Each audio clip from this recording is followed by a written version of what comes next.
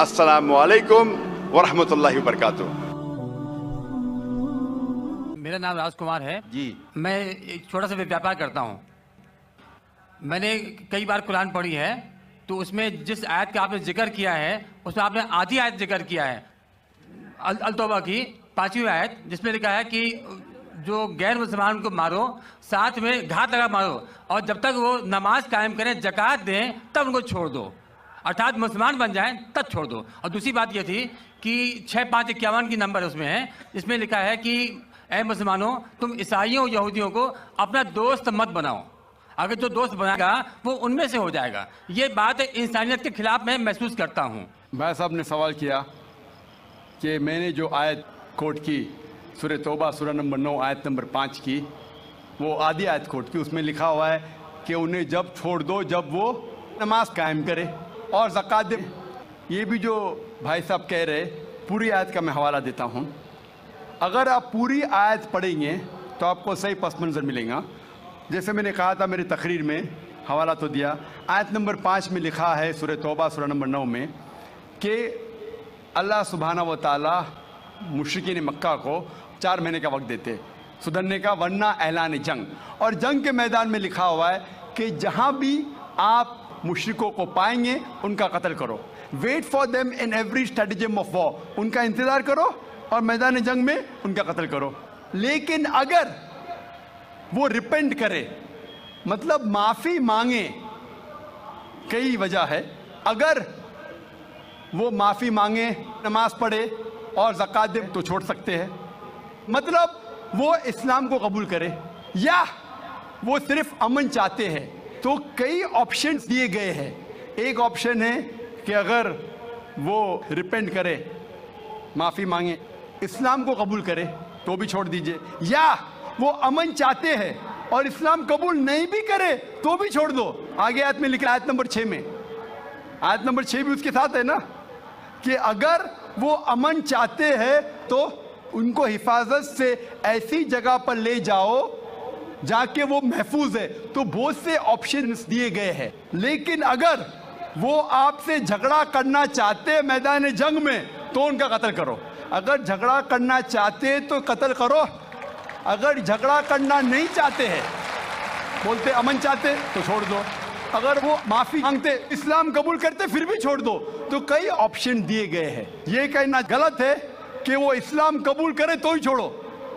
कई आयतें आपको कॉन्टेक्स्ट में पढ़ना चाहिए। फिर से आप सिर्फ एक पार्ट ऑफ द वर्स निकालेंगे और कोट करेंगे, लोग को फिर से गलत फहमी होती है। तो ये सही जवाब है कि बहुत से ऑप्शन दिए गए हैं। और कई जगह सूरह अनफाल में भी लिखा है कि अगर वो अमन चाहते हैं तो अमन बेहतर है। उसमें ये नहीं लिखा है कि इस्लाम कबूल करना उनके लिए ज़रूरी है। कर सकते हैं अगर वो इस्लाम को पसंद करते हैं। कुरान में लिखा है सूरह बकरा में सूरह नंबर 2 आयत नंबर 256 में 256, ला इक्राह फिद्दीन, इस्लाम में ज़बरदस्ती नहीं है। There is no compulsion religion, truth stands out clear from error. हक बातिल से अलग है। हक, truth is clear from error. जो हक की बात है वो गलत बात से अलहदा है। हमें हक पेश करना चाहिए। अगर वो कबूल करे तो अच्छी बात है, नहीं कबूल करे तो भी कोई बात नहीं। और कई ऐसे आयतें कुरान की, सूरह काफिरून भी है सूरह नंबर 109, जिसमें लिखा गया है कि कह दो काफिरों से जो लोग इस्लाम को झुटलाते हैं, हम वो चीज़ की इबादत नहीं करेंगे जो आप करते हैं या जो आप चाहते हैं, ना आप उनकी इबादत करते हैं जिसको हम मानते हैं, ना हम आप जिसे कहते हैं उसकी इबादत करेंगे, ना आप करेंगे हम जिसे कहते हैं। लकुम दीनुकुम वलियद्दीन, आपके लिए आपका दीन, हमारे लिए हमारा दीन। तो हमारा फर्ज है कि सच्चाई लोगों तक पहुंचाओ। पहुंचाने के बाद अगर वो मानते हैं तो अल्हम्दुलिल्लाह, अच्छी बात है। नहीं मानते तो भी अल्हम्दुलिल्लाह, तो भी कोई बात नहीं, हमको सवाब मिलेगा। हमें हक बात करने का सवाब मिलेगा, चाहे वो माने या ना माने। तो हमारा फर्ज है कि अच्छी बातें करे, चाहे इंसान माने या ना माने। तो ये कई आयतों में आप पढ़ेंगे और पस मंज़र में देखते हैं, कॉन्टेक्स्ट में देखते हैं, तो ये लिखा है। आप कुछ सेकंड क्वेश्चन पूछे थे, आपने कुछ और भी सवाल पूछे थे, आप जरा 6551 नंबर जी 6551 आयत नंबर दिया था, उसका आपने जिक्र नहीं किया। 6551 6:5-51 जिसमें लिखा हुआ है कि ऐ ईमान लाने वालों, तुम ईसाइयों या यहूदियों को अपना दोस्त मत बनाओ। भाई साहब ने सवाल, ये आयत सीमित है या असीमित है? क्या ईसाइयों और यहूदियों को अपना दोस्त मत बनाओ, ये कौन सी आयत? 6:5-51। लेकिन कुरान में लिखा हुआ है सूरह अल इमरान में सूरह नंबर 3 में 2 जगह लिखा है कि ये जो तर्जुमा कर रहे हैं कि यहूद और ईसाई को अपना दोस्त मत बनाओ, ये तर्जुमा सही नहीं है। सही तर्जुमा है कि do not make Christians and Jews your protectors in preference to believer. अगर आपके पास चॉइस है ईमान वालों के साथ और क्रिश्चियन और यहूद के साथ फॉर प्रोटेक्शन के लिए, जो लफ्ज तर्जुमा है दोस्त, friend is not a correct translation.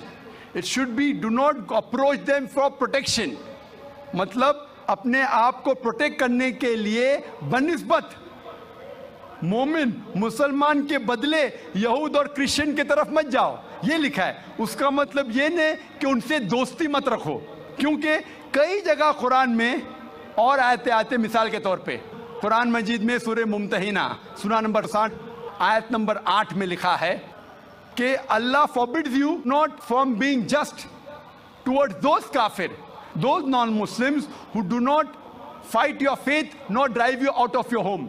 अल्लाह सुब्हाना व तआला आपको जस्ट रहने से मना नहीं करता उन गैर मुसलमानों के साथ जो आपके मज़हब के खिलाफ लड़ते नहीं और आपको अपने घर के बाहर निकालते नहीं। और उसके आगे लिखा है, लेकिन जो गैर मुस्लिम, जो काफिर आपको आपके मज़हब के लिए लड़ते हैं, आपको अपने घर से निकालते हैं, तो उनके पास मत जाओ प्रोटेक्शन के लिए, हिफाजत के लिए।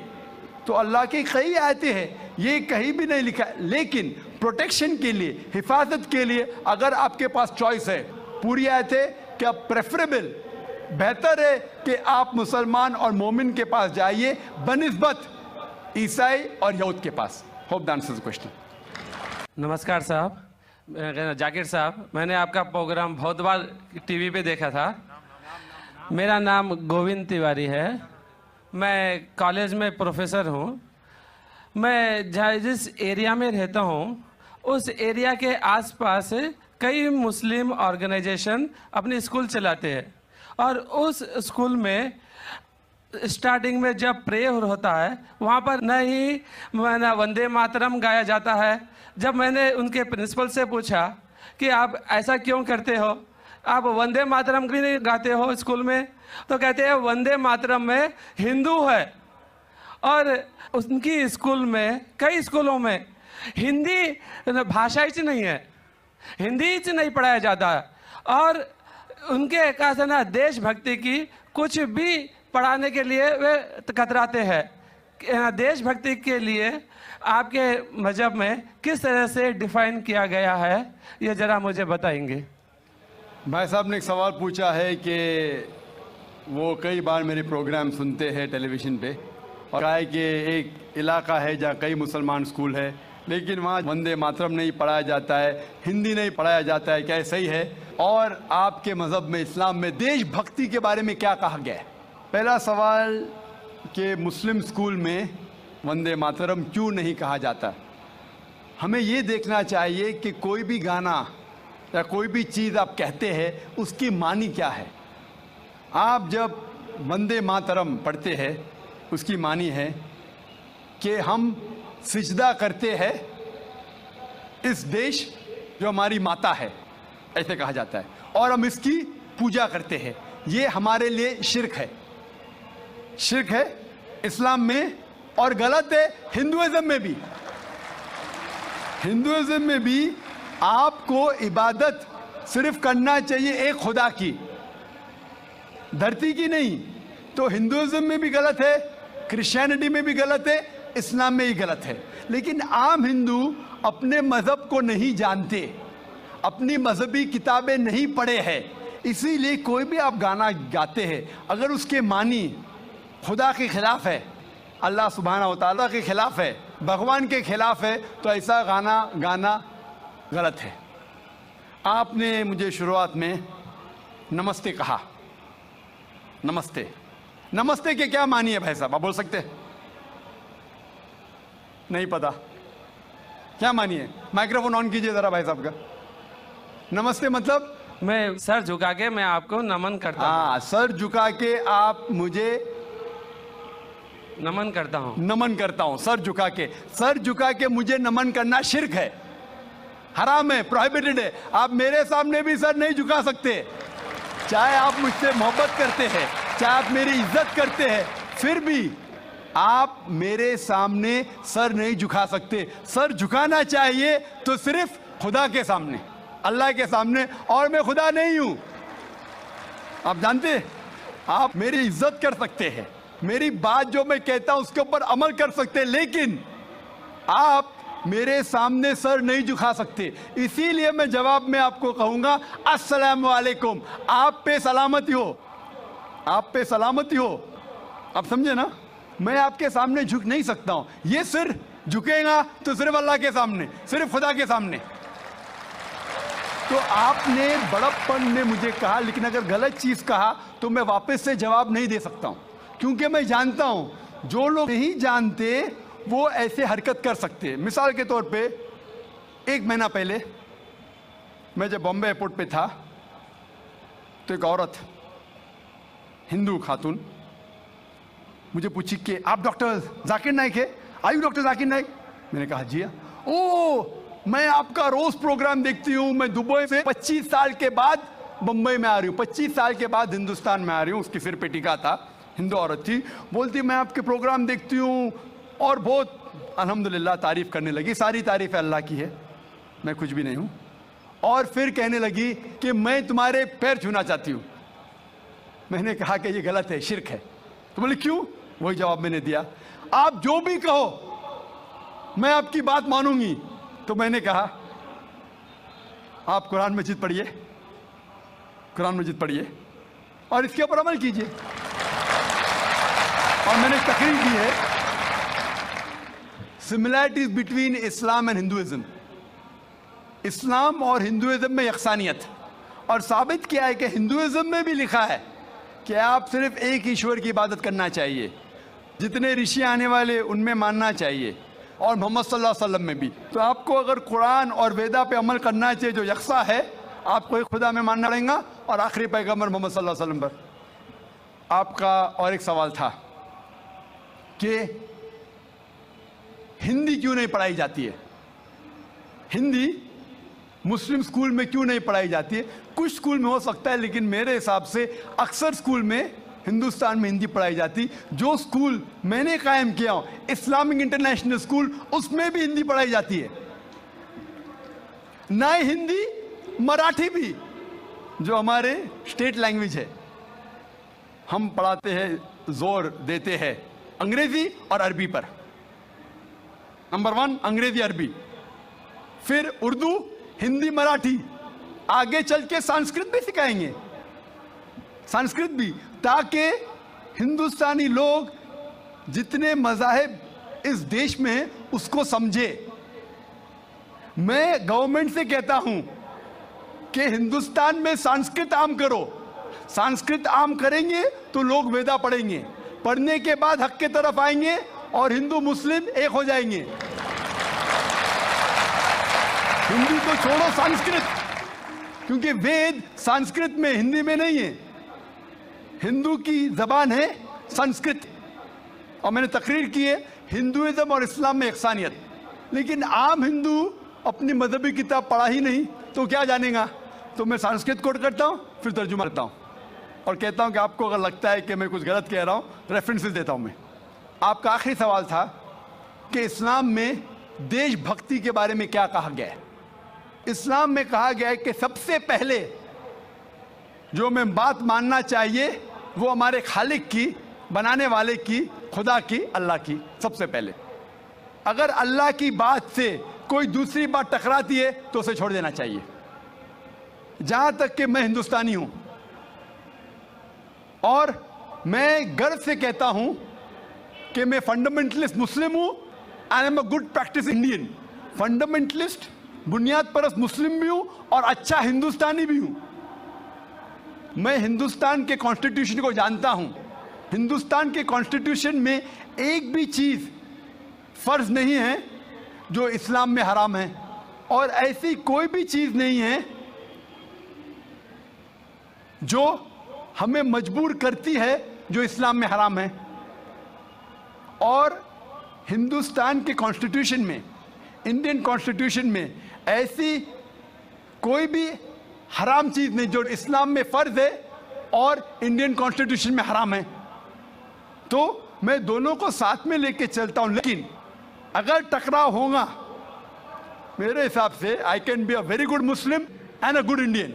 मैं अच्छा मुसलमान भी हूं और अच्छा हिंदुस्तानी भी हूं, लेकिन अगर आगे चल के, अभी तो कोई टकराव नहीं है, लेकिन अगर आप ऐसे देश में हैं जो देश का कानून अपने खालिक के कानून से टकराता है, तो खालिक का कानून ऊंचा है, खालिक का कानून ऊंचा है, खुदा का कानून ऊंचा है, अल्लाह का कानून ऊंचा है, फिर आता है देश।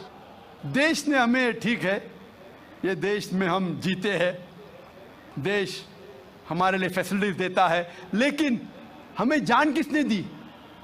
देश ने या खालिक ने? खुदा ने दी। ये हवा जो है, ये हवा के बिना 5 मिनट भी आप जिंदा नहीं रह पाएंगे। कितना? 5 मिनट भी नहीं जिंदा रह पाएंगे। किसने दी? देश ने या अल्लाह ने? खुदा ने। देश ने भी हमारे लिए अच्छे काम किए। मैं देश के खिलाफ नहीं हूं, मैं भी देशभक्त हूं। देशभक्त के मानी क्या? अगर आप बोलते देशभक्त मतलब देश की इबादत करना, तो मैं देशभक्त नहीं हूं। अगर देश की तरक्की चाहता हूं, हाँ मैं हूं देशभक्त। तो देशभक्त की मानी क्या इंपॉर्टेंट है। अगर देशभक्त मतलब देश की इबादत करना, तो ये गलत है। इबादत सिर्फ मैं खालिक की करता हूं, अल्लाह की करता हूं, खुदा की करता हूं, लेकिन देश की भलाई चाहता हूं। अगर वो देश कोई कानून लागू कर रहा है, वो शरीयत के अंदर है, खुदा के कानून के दायरे के अंदर है, तो मैं उनके साथ हूं।